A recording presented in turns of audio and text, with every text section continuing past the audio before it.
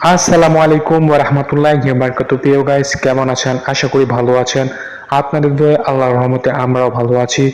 আজকে আপনাদেরকে যে ভিডিওটা দেখাচ্ছি, আমরা রাত ৩টার দিক আমরা চ্যান চালু দিই। তো চ্যান চালু দিলে তো ফিডারে কেমন করে মুরগি ফিড খায় তো আপনাদেরকে দেখানোর জন্য ভিডিওটা বানানো হয়েছে।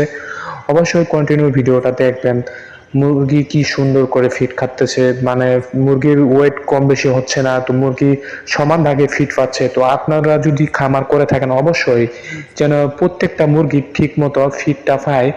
আর যদি ঠিক মতো ফিডটা পায় তাহলে আপনারা বুঝবেন যে ওই মুরগিগুলার ওয়েটটা স্বাভাবিক সমান থাকবে। আর যদি কোনো মুরগি ফিড বেশি পায়, কোনো মুরগি ফিড কম পায়, তখন দেখবেন যে মুরগির ছোট বড় সংখ্যা মানে এখানে দাঁড়াবে।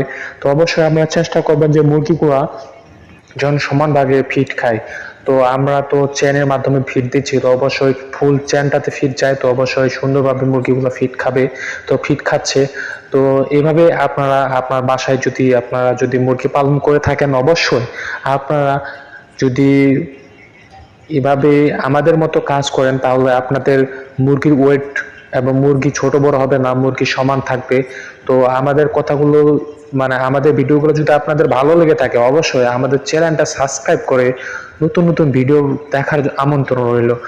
আপনারা মুরগি পালন করতে হলে অবশ্যই আপনাদেরকে ভ্যাকসিনটা কমপ্লিট করতে হবে। ভ্যাকসিন না দিলে বা মুরগি রোগ প্রতিরোধ ক্ষমতা বেড়ে যাবে, রোগ বেড়ে যাবে।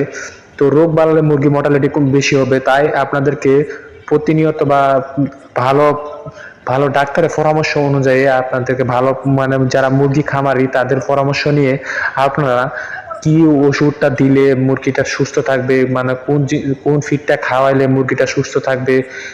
ফিডের অনেক অনেক কোম্পানি আছে, তো ভালো উন্নত মানের কোম্পানির ফিডগুলো খাওয়ার চেষ্টা করবেন। অবশ্যই ভালো থাকবেন, সুস্থ থাকবেন।